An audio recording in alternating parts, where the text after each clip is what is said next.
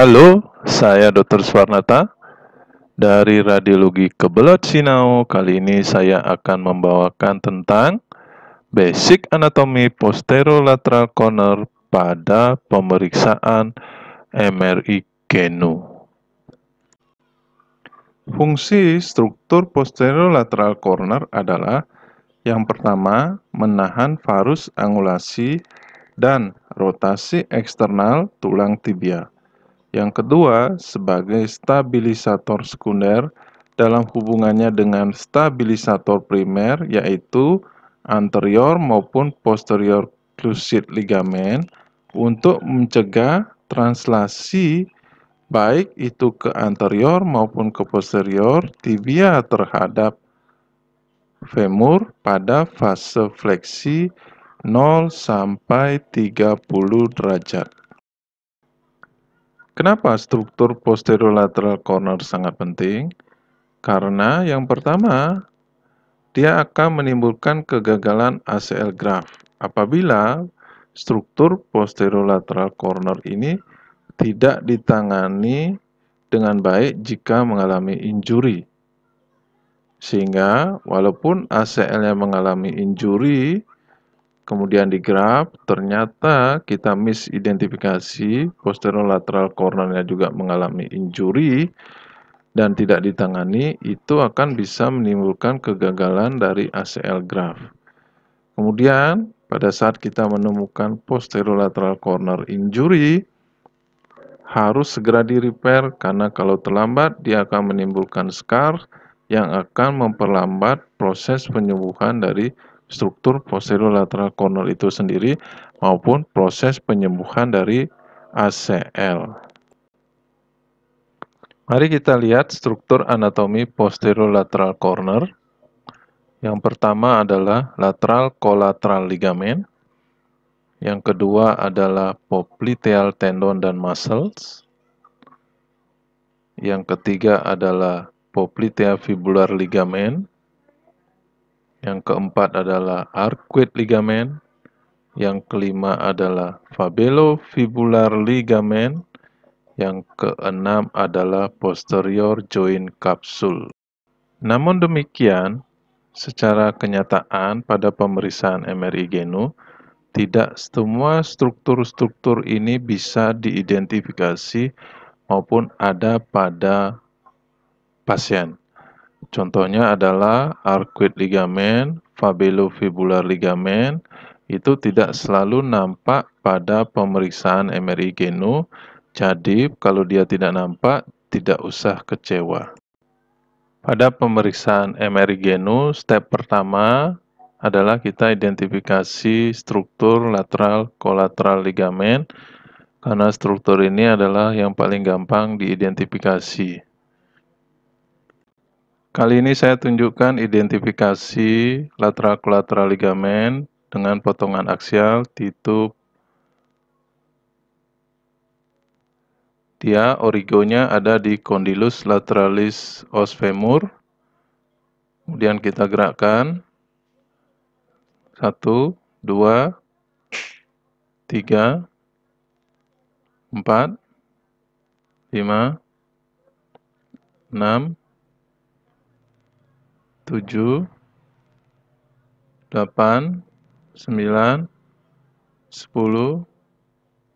11, 12, dan akhirnya dia berinsersio di head of fibula. Mari kita lihat pada potongan koronal, itu adalah lateral collateral ligament, origonya di condylus lateralis os femur, di bawahnya adalah popliteus tendon. Mari kita gerakkan slice by slice. 1, 2, 3, dan insersionya akhirnya di head of fibula. Cukup gampang, bukan? Step kedua adalah identifikasi popliteus muscle dan tendon serta popliteofibular ligament. Popliteal tendon origonya adalah di condylus lateralis os femur. Ini adalah condylus lateralis os femur, kemudian berjalan menyilang. Ini adalah musculotendinous junction-nya, ini adalah popliteal muscle, dan berinsersio di posterior surface proximal os tibia di superior dari soleus line.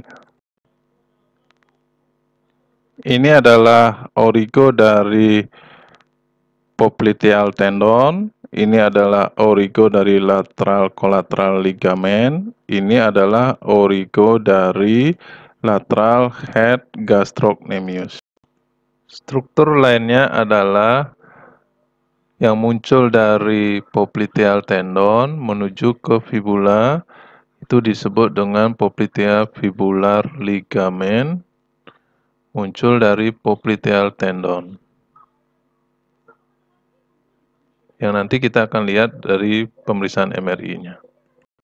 Potongan sagittal adalah potongan terbaik untuk melihat popliteal tendon dan muscles. Ini adalah origo dari popliteal tendon di condylus lateralis os femur.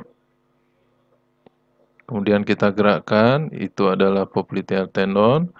Lalu kita gerakkan, itu adalah popliteal tendon yang melekat atau berattachment dengan posterior horn dari lateral meniscus yang kita sebut sebagai popliteal meniscal fascicle, di mana dibagi dua, dia ada postero superior yang ditunjukkan pada kursor, kemudian di bawahnya itu adalah antero inferior. Nah, yang ditunjukkan pada kursor itu adalah antero inferior. Kemudian di bawahnya adalah popliteal tendon lagi. Lanjut ke bawah, sebagian berinsersio di fibula disebut popliteofibular ligament. Kemudian itu adalah musculotendinous junction, beralih menjadi popliteal muscle yang akan berinsersio di proximal surface dari os tibia. Mari kita lihat pada potongan aksial. Pada sisi lateral kita akan menemukan 4 struktur besar yang mudah diidentifikasi. Yang pertama adalah lateral collateral ligament, seperti yang ditunjukkan pada kursor. Yang kedua adalah popliteal tendon, yang ketiga adalah iliotibial band distal, yang keempat adalah bicep femoris. Lanjut, itu adalah popliteal tendon. Nah, popliteal tendon itu berisi sedikit cairan, itu adalah normal, bukan bursitis. Lanjut, itu adalah perjalanan dari popliteal tendon, kemudian menuju ke musculotendinous junction-nya. Ada popliteal muscle dan yang ditunjukkan pada kursor sebagian menuju ke fibula disebut popliteal fibular ligament. Cukup mudah, bukan? Pada potongan koronal kita melihat dua struktur besar pada sisi lateral, yaitu lateral collateral ligament. Kemudian itu adalah popliteal tendon, kita gerakkan. Lanjut popliteal tendon, lanjut popliteal tendon yang nantinya bergerak menyilang ke sisi posterior ke musculotendinous junction dan menyatu menjadi popliteal muscle.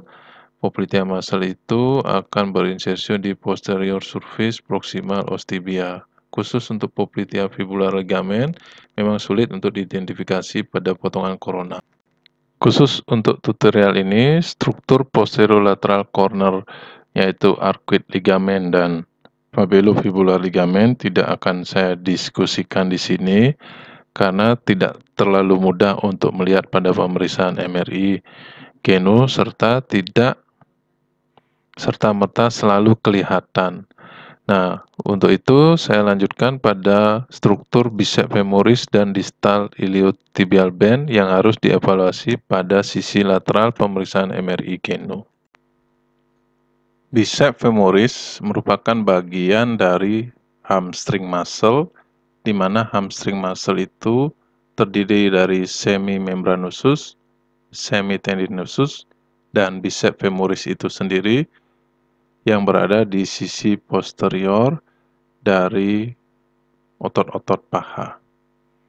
Di mana bicep femoris ini dibagi menjadi long head of bicep, origonya di ischium tuberosity yang ditunjukkan pada kursor, kemudian bergerak ke bawah, lalu origo dari short head of bicep femoris adalah linea aspera, kemudian keduanya bergerak menuju ke inferior dan berinsersio di head of fibula.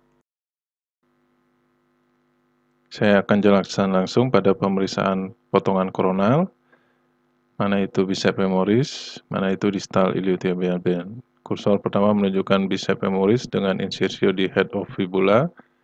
Kursor kedua menunjukkan distal iliotibial band dengan insersio di gerdi tubercle. Oke, kita lanjutkan pada pemeriksaan MRI aksial. Ini adalah bicep femoris, itu adalah distal iliotibial band. Distal iliotibial band ini akan berinsersio di gerdi tubercle os tibia.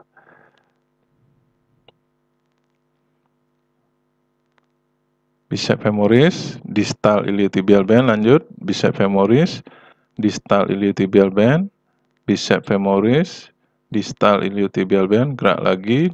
Bicep femoris, distal iliotibial band, bicep femoris, distal iliotibial band. Distal iliotibial bandnya sudah mulai berinsersio di gerdi tubercle os tibia. Kemudian kita lanjut ke bicep femoris, lanjut, dan dia berconjunction, akhirnya berinsersio di head of fibula. Yang terakhir adalah report dan identifikasi struktur-struktur yang perlu dilaporkan pada posterolateral corner yang saya dapatkan dari Europe Radiology Society. Dan mudah-mudahan tutorial ini bermanfaat. Sampai jumpa ke tutorial berikutnya. Ciao.